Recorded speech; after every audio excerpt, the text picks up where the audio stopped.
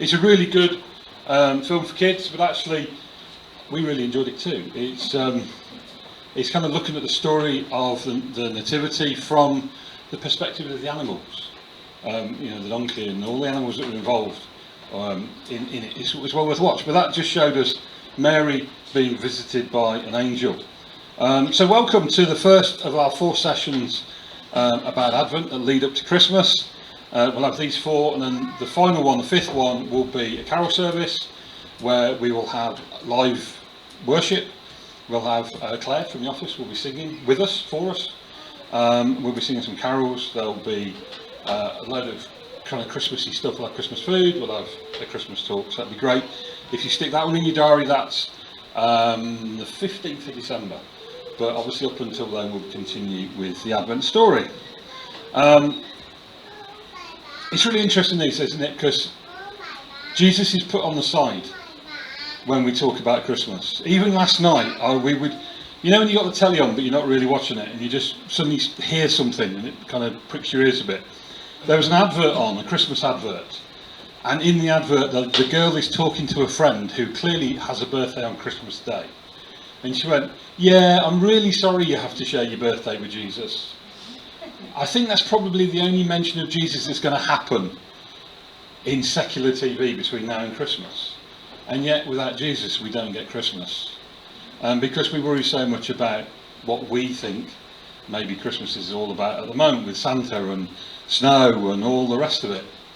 Obviously, in the office, it's very hard sometimes to focus on the real story of Christmas because we're so wrapped up in the giving tree. See what I did there?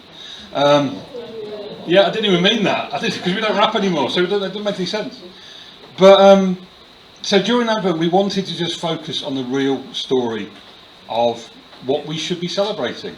We're going to look at some of the well-known characters. We've just looked at Mary, and we're going to look at the journeys these different characters went on, as well as some of the situations that happened. And hopefully, by the end of it, by the time we get to the carol service, all of these journeys will have come together, and the whole real story of Advent will kind of make a bit more sense.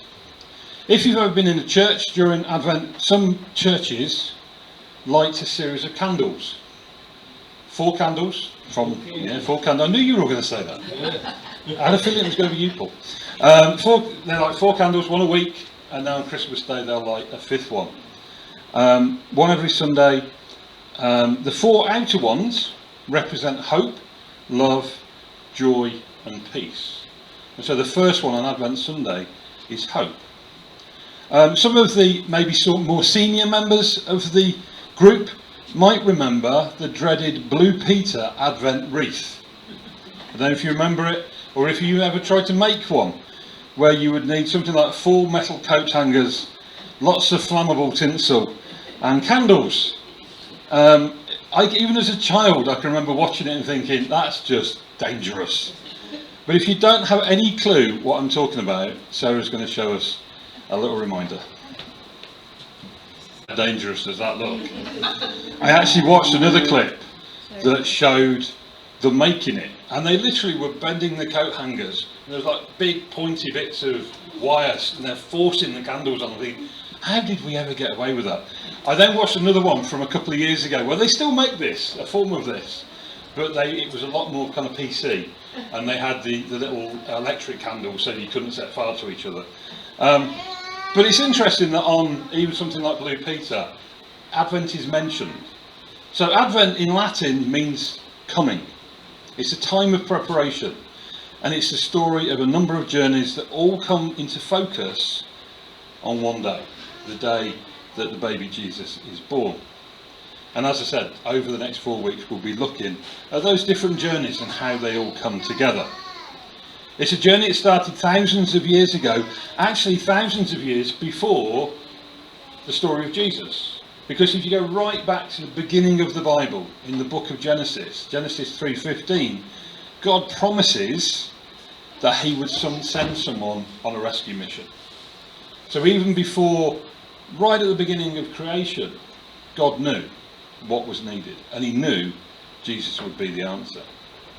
And throughout the Old Testament, the first kind of 2/3 of the Bible, there are literally tens, hundreds even, of prophecies, kind of predictions about this one that would come, and what that story would look like, what would happen, how Jesus would suffer, and how he would eventually die on the cross, and how he would change the world forever. And so I want to encourage you to consider Advent over the coming weeks, because Advent takes us in two directions, and it takes us on two journeys. One, looking back to that first Christmas, the one we've just seen the start of in the video, reminding us of the journey to the stable where the baby was born. A journey that 30 years later took the same baby to the cross. And I think sometimes, again, it's easy to forget, because the nativity story feels all fluffy now, because we're so used to seeing children with tea towels on their head and fake beards and all the rest of it. But actually that same baby was going to die on the cross to pay for the price for our sin, so that we may have a relationship with God and have that promise of eternal life in heaven with him. So it takes us back, but it also takes us forward, because when Jesus beat death, he said he was going to heaven to prepare a place for us. And when the time was right, he would return, and he promised a new heaven, a new earth for those who have put their trust in him. So I want to ask you a question. Have a think about it on your tables. In a minute, if you want to share some answers, you can. If you don't, it's absolutely fine. I want to ask you about a journey. Have you ever been on a journey that took an unusual or an unexpected turn? Have a think for a minute or two, and then we'll start again. Let's draw those to an end. Is anybody willing to come and share one of their stories? There you are, come on. Anybody want to come and share? Paul. We want you to come up here, because then you stay on the video, otherwise when we show it later nobody will know what's going on. Here's Paul.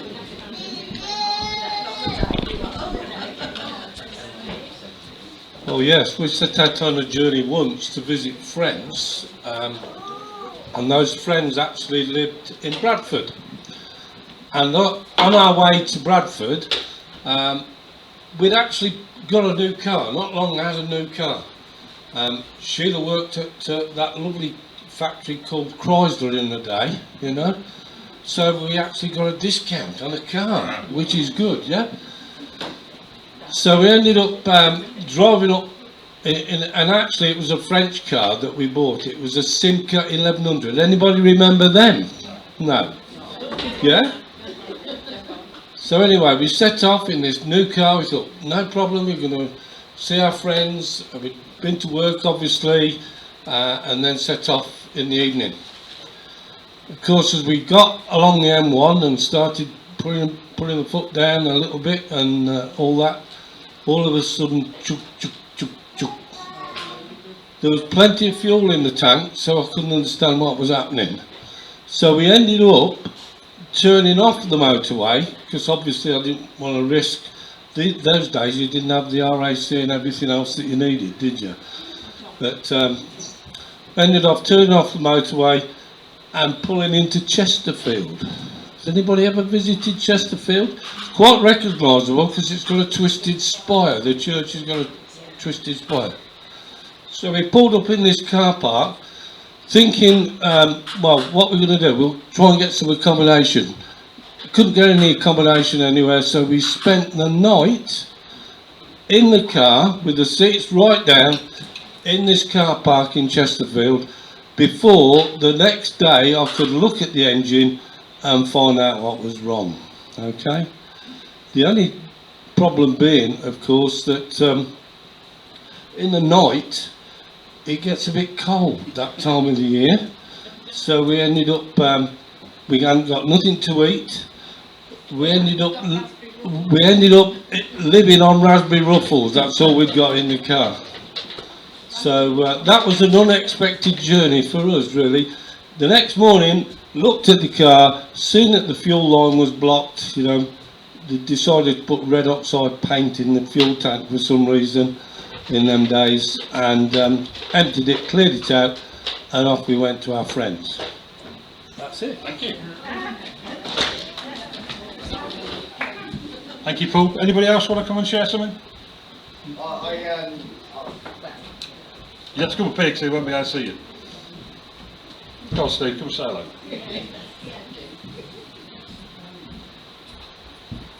I was travelling. Yeah. I was travelling on what's the cheap bus company called? Coach company. Megabus. Yeah. Long trip from Liverpool right down to Plymouth. But I had to change at Exeter. Right, so I had to wait like an hour or two. Yeah, and then the coach turned up. Right, and in fact it was Torquay, not Plymouth. And I actually got on the Plymouth coach thinking it was stopping at Torquay, and it wasn't. And the driver, it was really weird actually, because the driver really looked at my ticket, and I thought he was going to question it or something. And then he just said, "Get on," and he knew I was on the wrong coach. He must have. But the biggest problem was, it was the last coach. So I was roaming all night in Plymouth, and then had to get to Torquay in the morning for a funeral. Oh, nice. So yeah. Brilliant stuff, thank you. Thank you. It's interesting, isn't it, when journeys take a different turn to what you expect. It's how you react to it. The one that came to mind for me on the other hand up, but she'll have to come and tell us later, because we're running out of time. The one that I kind of considered was Andy and I, many years ago, we were in first kind of in Christian work, first kind of place we met Ursula. We were I was working in a bookshop, and we couldn't afford to go away. The pay was terrible. We couldn't have a holiday. And then a friend of ours said, "Have you heard of these people? They have a house down near Brighton, and you can go. They don't charge. It's free for people who work in Christian work."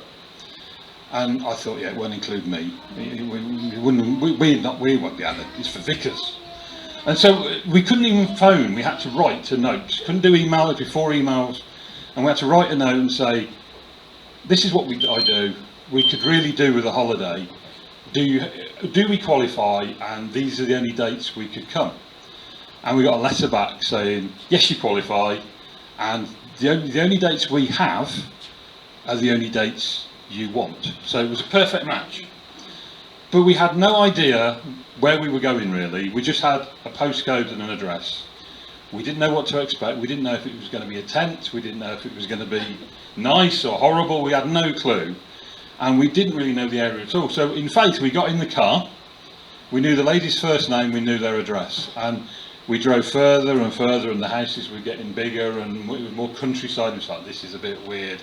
I think Ollie was getting a bit stressed, thinking we must be in the wrong place. And we followed the directions, and it took us into, does anybody remember to the Manor Bourne? Yep. It was a house like that. We pulled on to a gravel driveway that was a circular gravelway. Andy just said, "Get out, get out, get out." A little bit louder than that. I think I did a handbrake turn around this thing, went straight back out of the drive, because we thought this can't be the journey we were supposed to be on. This isn't where we're supposed to be.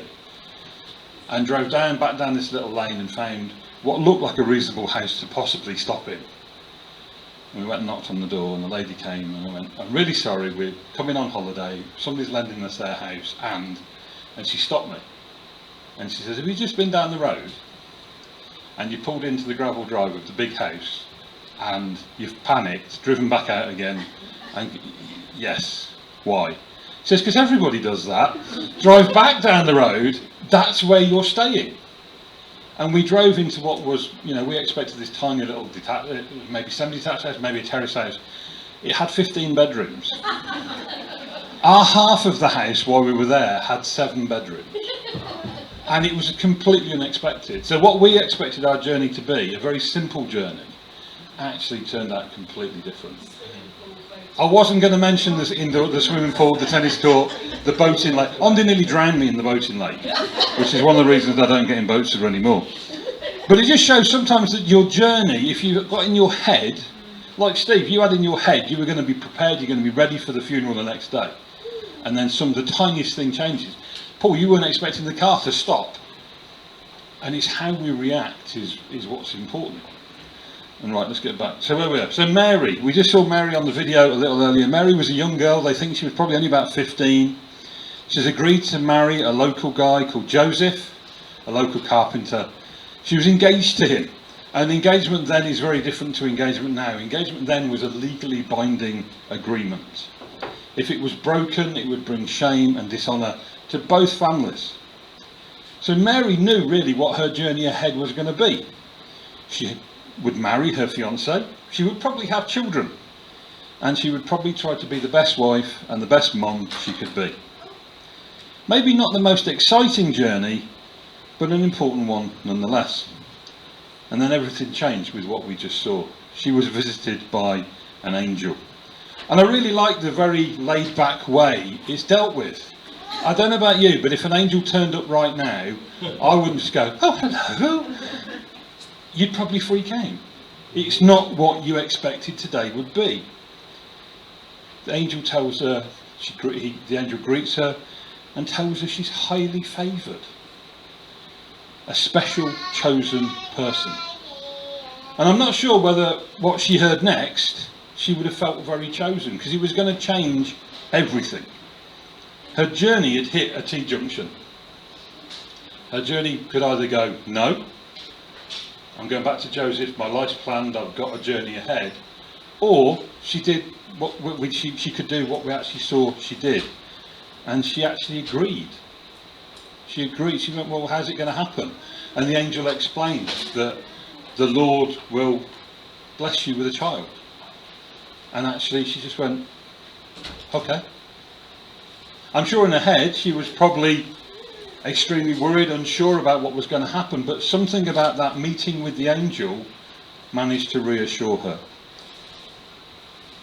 As Mary responded, she used the words, may your word to me be fulfilled. How many times have we actually responded when something's gone wrong? I'm sure when Paul and Sheila were sitting in that car park eating raspberry ruffles, they didn't say, Lord, they were probably, for goodness sake, why did we buy this car? We don't always agree to start a new journey willingly, but Mary did. Did you know that many, many years ago, when maps were still drawn by hand, the gaps in the knowledge, so the gaps in where they didn't know where things were, they put a simple phrase. They simply put, here be the dragons. Because they didn't know. And they thought, we're going to put something, so we'll put here be the dragons and nobody will go that way, because then they won't get lost because there's no map. So they simply put here be the dragons. It wouldn't really be very helpful on a journey. There are three things we can be assured about Mary at that time. She was probably afraid. She didn't understand where the journey was about to take her. And she did know it had interrupted her plans.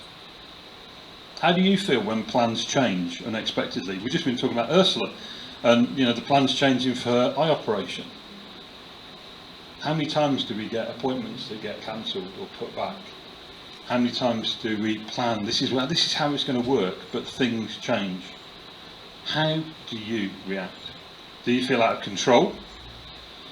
Do you worry about actually what's going to happen next? Because Mary must have been worried about how does she go and tell Joseph? It's like the worst excuse ever, isn't it? I will marry you, by the way, I'm pregnant. Well, an angel came. I don't think most people would believe that. She must have been worried about telling Joseph. She must have been mortified about telling her family, the neighbours. They're going to notice. And it would have brought shame to the family and to his family. Would she live to tell the tale? Because we know that in that time, if she brought shame and the engagement was broken, she could have been stoned to death because they'd have considered it her fault. How was she going to move forward in that journey? One thing we know is that Mary was a godly woman. She clearly knew the prophecies we talked about earlier, those stories about what was going to happen to Jesus, because what follows after the bit we've just seen is that Mary kind of sings a song. She worships. And what a lot of the things she says in that worship goes back to that first journey. The journey of actually the predictions that Jesus would come. So she knew what was going to happen a bit, but she also knew beyond that. She knew that Jesus would suffer. She knew that Jesus would eventually die. And so yes, she said yes to having the baby, but indirectly she's also said yes to that baby eventually dying at the hands of all of us. And so in the next few weeks we're going to move closer and closer to the arrival of that baby that was born not on Christmas Day but on a day that we celebrate at Christmas, and that baby that died at Easter for our sins. And I want to encourage you in the next few weeks to actually take that journey. Go on that journey with us. Don't just go, oh yeah, it's just that story. I know that story right well. How do you fit into that journey? What's your part in the story? Are you at the door ready to go? In our house, whenever we're going on a journey, I've usually got the bags in the car and I'm pacing at the front door. Remy is now taken to go, can we go and sit in the car please, Daddy? While two other members of the family are slightly lagging behind. So where would you be if you started that journey with Jesus? Would you be bags packed, ready to go? Or would you still be looking for your passport? Would you be ready to have your plans changed? We're going to have a song in a minute, and I want you to some of you will know it, but I also want you to try and read the words as it happens, because it's a song about Mary, and about that idea that she was on a journey, but did she know where that journey would end for Jesus? And the choice she's just made to be a massive part of that story. So thank you for listening, and we're going to have another song.